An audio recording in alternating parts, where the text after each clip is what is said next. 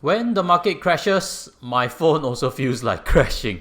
Simply because there's just so many queries and concerns or happiness, depending on what kind of investor is interpreting what they are seeing on the markets. Let me flashback again what has happened, because when markets come down so abruptly, 5, 6 or 7% in a day, you would realize that any portfolio will be losing money, correct? It's not like there's some portfolios making money and others are not. Everybody's losing money when the market downturns. So concerns are something like this. Hi Josh, I'm a little concerned about what's happening with my S&P 500 exposure. Dropped by 14% already in terms of profits. My reply is I understand. I wanted to reach you to see how you're doing because this is the first time we're seeing such a big drop together. And that's why I've advised this private client to average in gradually back when we started the account a couple of months back. If we had done lump sum investing where she was not too sure with market volatility, maybe the panic would have been worse. I would like to share with you also this message. Sometimes it's more than what we buy, but also how we buy. S&P 500, everybody also know how to buy, but it's really how you buy. If you sell during a market crash, you realize that any instrument, any market, you may not make money also. Another concern comment. Hey bro, how's things? Been following the global trade war and what are your thoughts? Do you think we should be worried or we should stay the course? Close friend of mine, and I've gave him comforting words. Headlines may read something uncomfortable. DBS share price plunge, actually 20% in a quick few days. S&P 500 has plunged. Everything that seemed to be working well previously suddenly will be impacted massively by trade war, correct? And the good part is we have experience together. We've actually rode through COVID periods before. And I've actually gave him an encouragement. If he has spare cash on hand to go shopping, I would like to bring him to do so. But back to the headline news again. Back then, this was splashed. Newspaper, forums, or even on social media. Trump's tariffs are sending stocks spiraling to its worst day in 5 years. Take a pause over here and reiterate the headline. Worst day in 5 years. Very smart, correct, to write headlines like this, because 5 years in April will have conveniently excluded the February 2020 crash of COVID. I was joking that, if you're my boss and I have to send you titles on what is a better title. Hey boss, should I write worst day in 5 years or this crash is not that bad lah? It's half of what COVID is. As an editor boss, what will you choose? You'll choose worst day in 5 years, correct? Now you think from the media point of view, you understand why everything is always overblown. That is why we don't focus too much on headlines. So if we don't focus on headlines, what should we focus on? Let me share with you my secret, and it's something you can already guess. And that is to focus on history. History has a lot of wisdom to teach us. Yes, it may not look identical. You realize that there are lessons that give you some peace, some ability to prepare, and some ability to predict. The saying always goes, history does not repeat itself, but it rhymes. You would see that Trump's previous 2018 tariff war was also seemingly very severe. Solar panel tariffs, steel tariff, China tariff ceasefire, re-tariff back again. You would see that markets are pretty resilient, correct? Yes, there can be 10% crashes, but the bottom line is nothing goes to zero. The fear that the world will end is totally up in the imagination. Reiterating again, COVID was worse. COVID was never seen before. At least now, Donald Trump's tariff war is already felt before the markets. And that's why for myself, I was pretty confident to invest and go back to sleep. But me today, I not only handle clients, I also have to handle my team. So in the day of crash, I have to do a bit more calls to let the team know what to expect. Because when the market is emotional, investor questions are emotional. And when investor questions are emotional, I don't want my team to become emotional. My main message to the team was, if we were to get to $30 million in asset under management, we will get there only after riding out this curve. Our asset under management dropped $1 million from 17.4 to 16.4.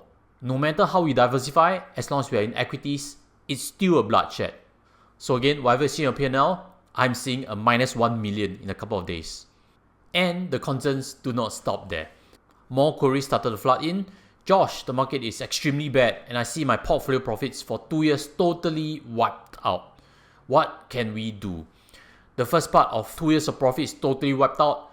It is true. You would realize that this saying, market takes the stairs up, which means you can make 10%, but it takes the elevator down, which means after 2 years of 10%, suddenly 15% is wiped out in the matter of weeks. Very disheartening. It feels that progress has not been done, but this is how market creates an illusion.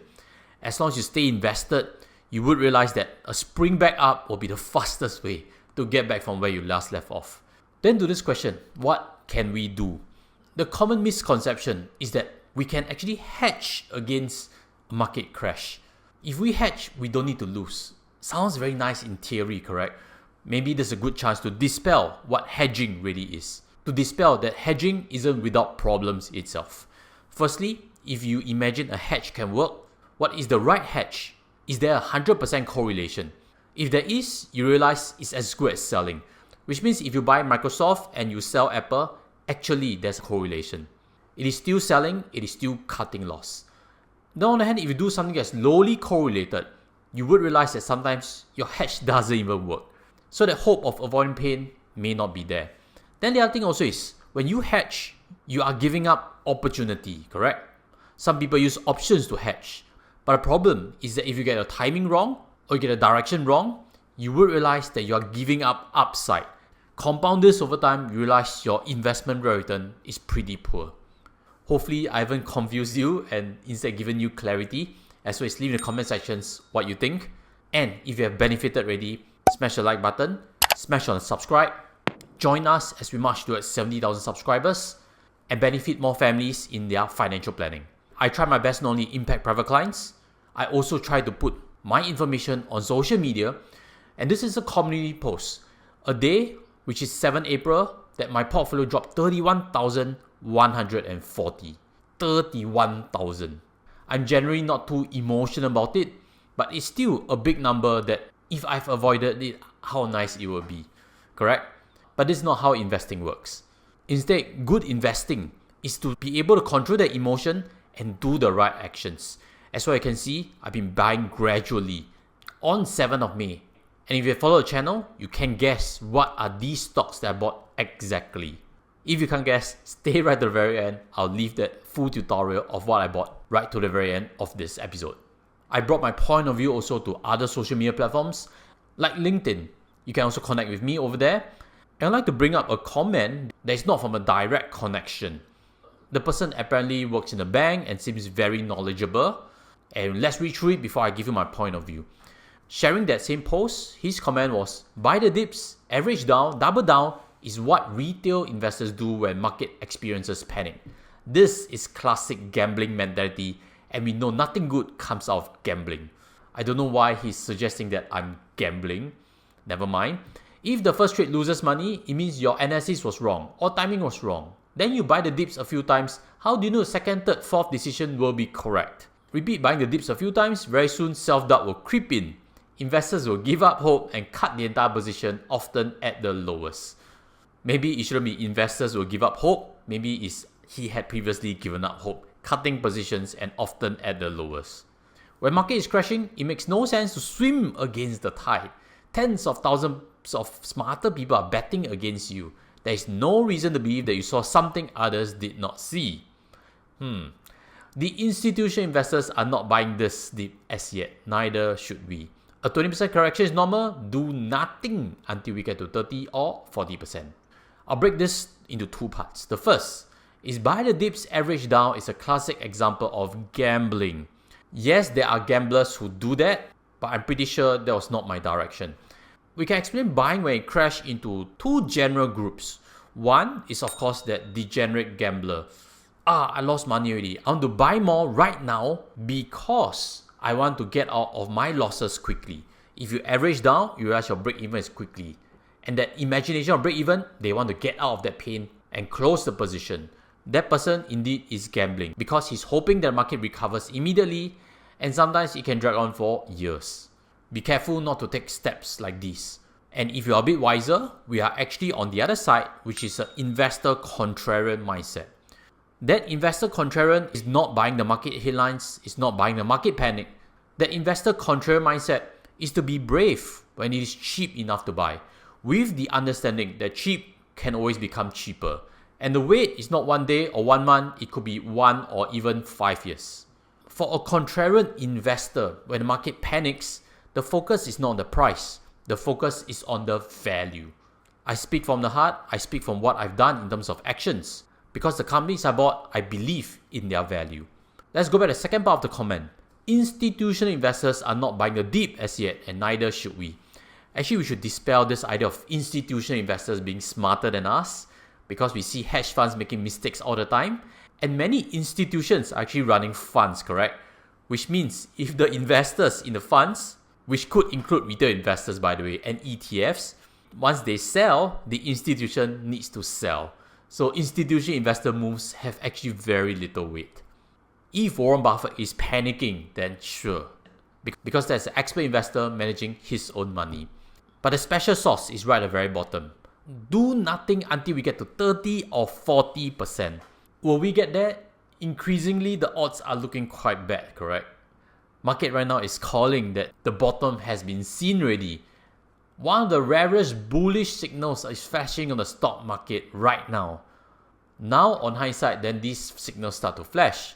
But if you ask the street, 30 or 40% loss, I don't think anybody's voting there. Doing nothing in itself is a decision. And actually, if you practice doing nothing long enough, you realize you don't know how to invest. Coming back to my day, there were actually messages on the other spectrum which I would like to share with you also. Hey Josh, what are opportunities on the market? I'm looking for US stock opportunities. Can you share with me an idea? I led off with VOO, which is a widely used low-cost ETF. That is easy, but part of my role is to guide in terms of expectations. At that point of time, there was no certainty that things would resolve quickly. So I had to run through discussions like this, especially when I understood that he didn't have too much of investment experience. I tried to paint the worst case scenario. What if from that point, it is like global financial crisis? Again, back in 7 April, Donald Trump was still sounding very manly, saying tariffs would never drop. If the economy went to a deep recession, maybe from that point, it's a minus 44%.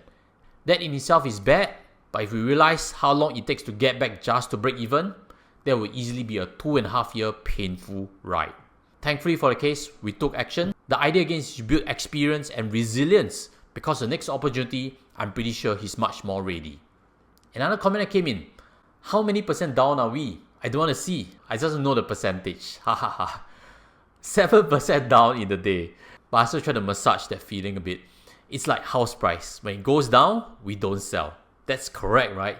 Nobody said need to sell, so no worries. And thankfully, we've managed to squeeze out an extra small budget that she wanted to prioritize for her child. An extra $1,000 a month to start right very then.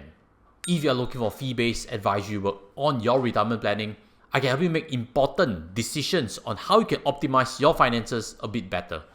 I can help make projections as well as simulations such as home upgrade or home downgrade. Look from links below to get in touch. One final example.